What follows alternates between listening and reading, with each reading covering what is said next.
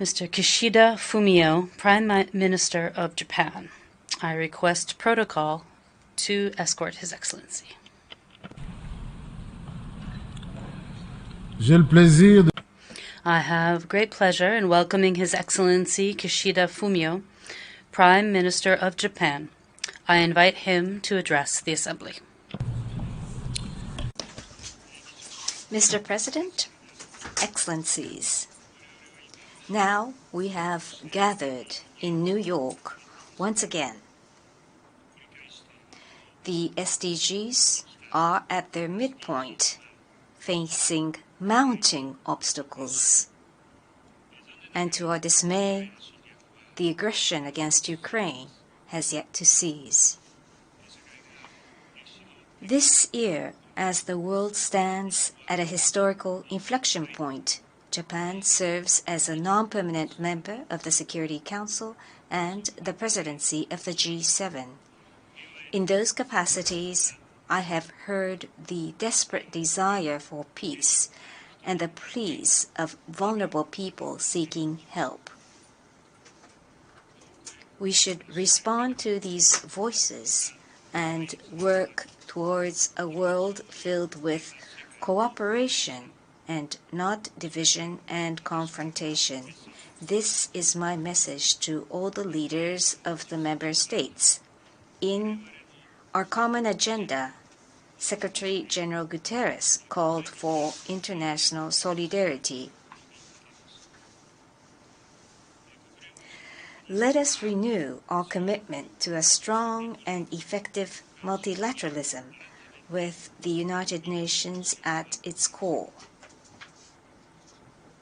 Mr. President, the world faces complex and interrelated issues ranging from climate change, infectious diseases, to challenges to the rule of law.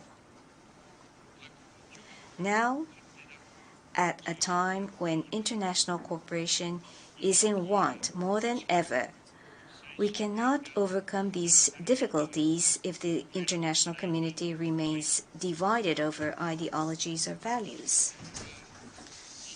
That is why I believe we should go back to the very basic foundation of treating human life and dignity with paramount importance.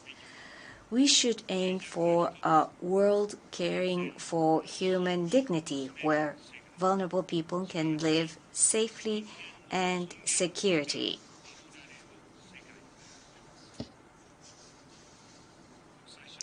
At a time when the international community is facing multiple crises and increasingly being divided, we need a common language which resonates with all of us.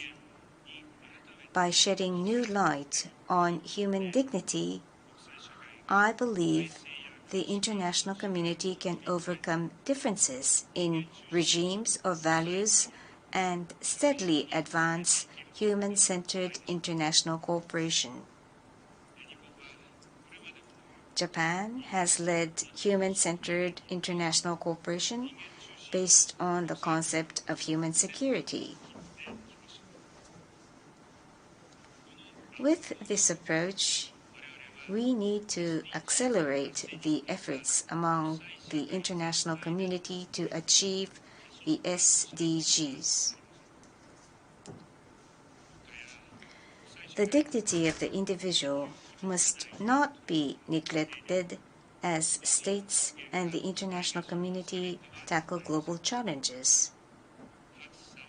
To overcome inequalities and achieve the SDGs, quality growth and sustainable growth are essential. The key is to invest in people, which is my political credo. Gender perspective is also important for quality growth. Japan aims to reduce inequalities and overcome social divisions by promoting women's participation. Japan will promote transparent and fair development finance in accordance with international rules to achieve sustainable growth in developing countries. Private finance will also be tapped to fill the gap of development finance. Japan will work with other countries to find ways to manage economies that protect human dignity while attracting investment dynamism. Mr. President, in order to address unprecedented crises and challenges and to protect and strengthen human dignity, let us start step by step from where we can. The first is cooperation towards the realization of a peaceful and stable international community where human dignity is respected.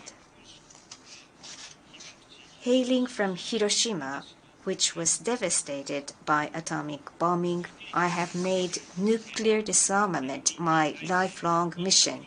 Towards achieving a world without nuclear weapons, we will continue to bolster realistic and practical efforts while upholding and strengthening the NPT by implementing measures under the Hiroshima Action Plan. I call on political leaders of nuclear weapon states and other countries around the globe to step up their engagement on nuclear disarmament so that those from all walks of life are exposed to its importance and take concrete action, not despite of, but because of the challenging security environment. With a view to working towards a world without nuclear weapons, which we have been striving for, together with the Hibakshas, victims of atomic bombings, we must crystallize the nuclear disarmament trend, which has been successfully mainstreamed thanks to the efforts of our predecessors. As we speak, we are faced with the threat of the reversal of the downward trend of the global number of nuclear weapons. The significance of a treaty banning the production of fissile material for nuclear weapons or other explosive devices, FMCT, which was avowed here in the General Assembly 30 years ago, has not diminished by any measure. That is why I just co-hosted a high-level event on FMCT with the Philippines and Australia to refocus political attention towards the FMCT on the 30th year of its initial proposal. Having nuclear weapon states engage in concrete nuclear disarmament measures is key. Japan, as a non-permanent member of the Security Council, will work with the UN and relevant states to promote dialogue between nuclear weapon states and non-nuclear weapon states. To set in stone the trend of mainstreaming nuclear disarmament, it is paramount to transcend purely government efforts and engage in multi-layered efforts to overcome the divisive debate among academia and government over whether we should be choosing deterrence or disarmament. Japan will contribute 3 billion yen to newly establish Japan Chair for a World Without Nuclear Weapons at overseas research institutes and think tanks.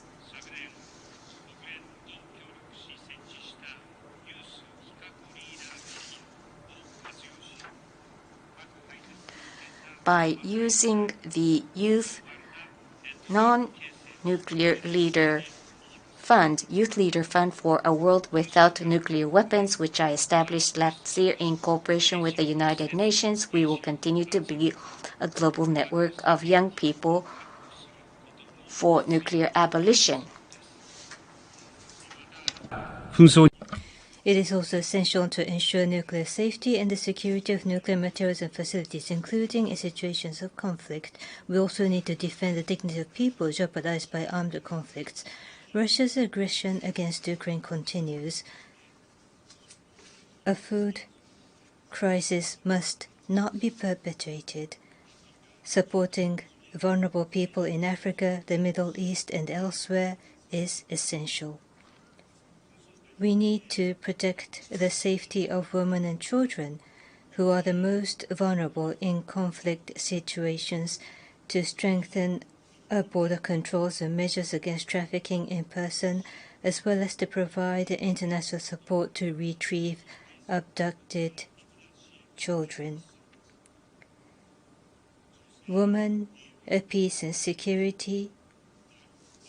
WPS places women as crucial and active players in relevant policies for peace and security, and Japan will continue to promote this agenda.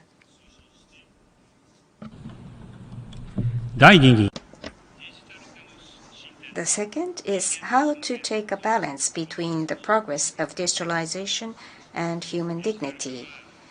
Digitalization is bringing benefits to everybody. However, there are risks of privacy and human rights violations. We need a digital ecosystem and international rules that are compatible with human dignity. That is why at the G7 Hiroshima Summit, we launched the Hiroshima AI process on generative AI towards trustworthy AI. Japan will also strengthen our support for digitalization in developing countries while ensuring cybersecurity. Third, Japan will work to mitigate the potential impact on people which may arise before net zero is achieved. Asian countries are the key to globally achieving net zero. Under the Asia Zero Emission Community Initiative, Japan will promote effective cooperation taking into account various needs. Japan will further support disaster risk reduction for countries vulnerable to climate change, including island states, aiding efforts towards resilient economies and societies against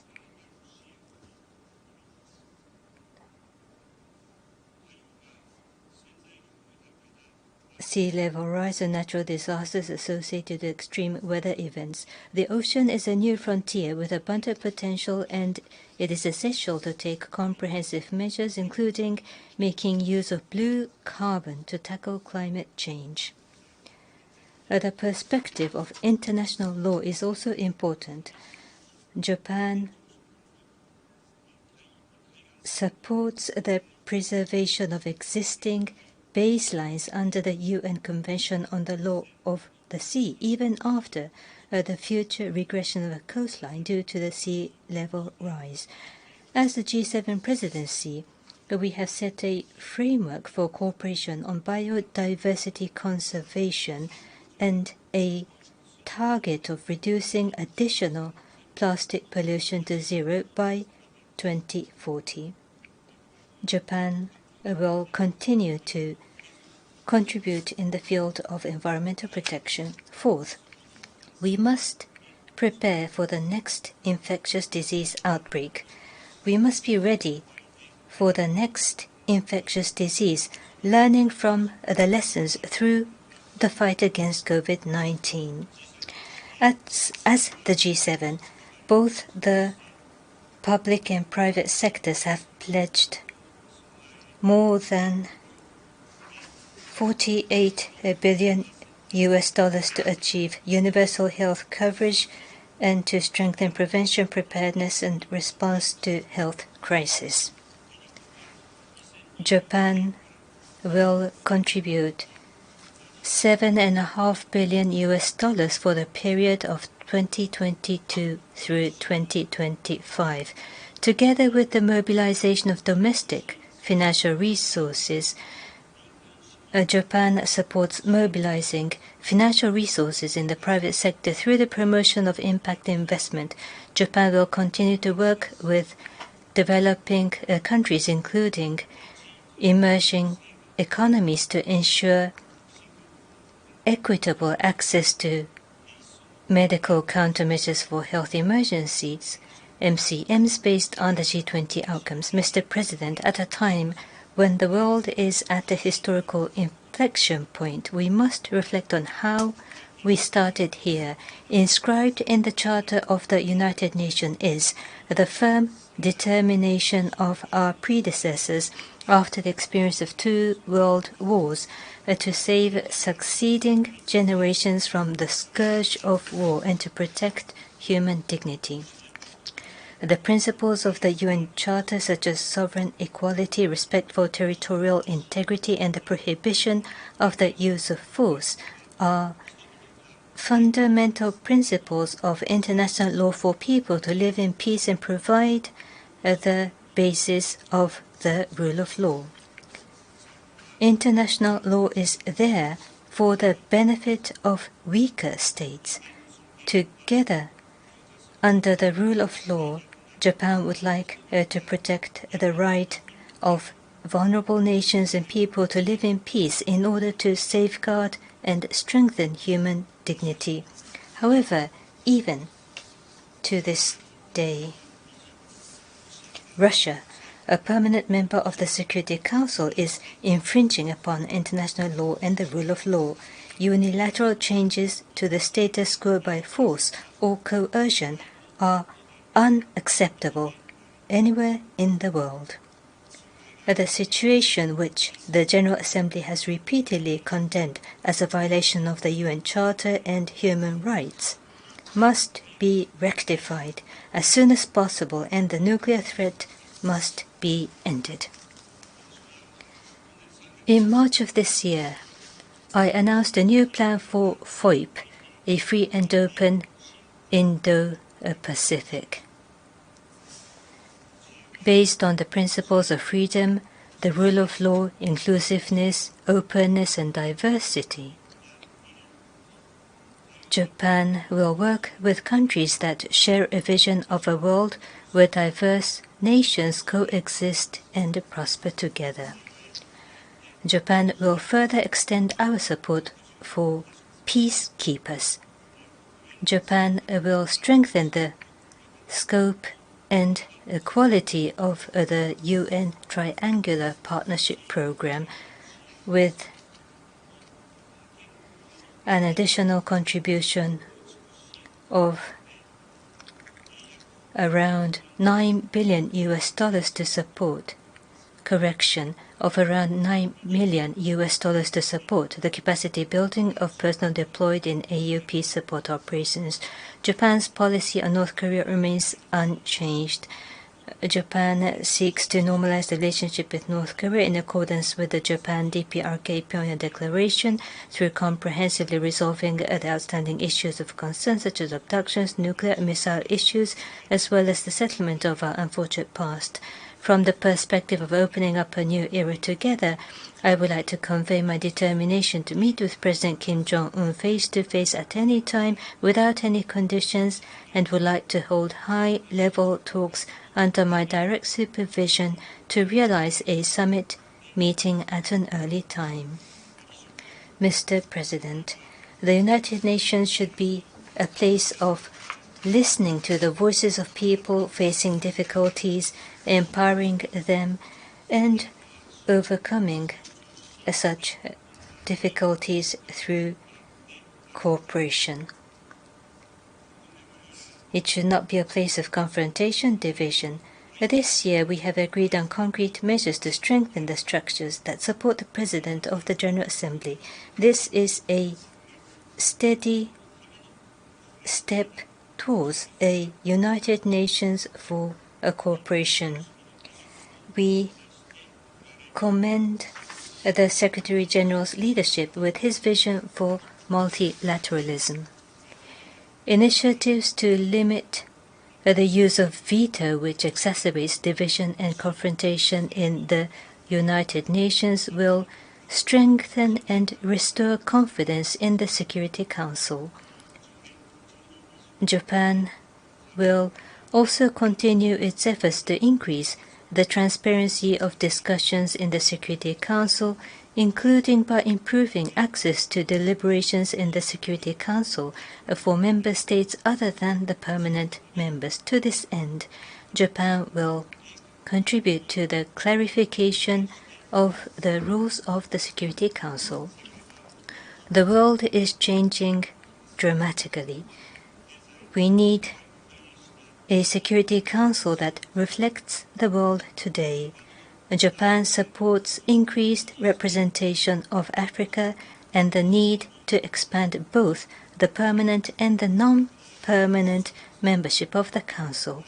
Looking ahead to next year's Summit of the Future and the subsequent 80th anniversary of the United Nations, now is the opportunity to move to concrete action. Mr. President, international cooperation that protects and strengthens human dignity will be the driving force that brings the world back towards the same goal.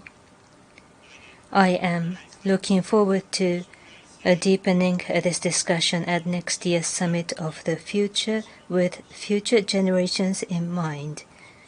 And as we envision the post-2030 agenda in the future, I believe human dignity should be placed as the core principle that illuminates the future of the international community. Let us join our forces to strengthen human dignity and create a United Nations for cooperation. Thank you for your attention. On behalf of the Assembly, I wish to thank the Prime Minister of Japan for the statement just made, and I request the protocol to escort His Excellency.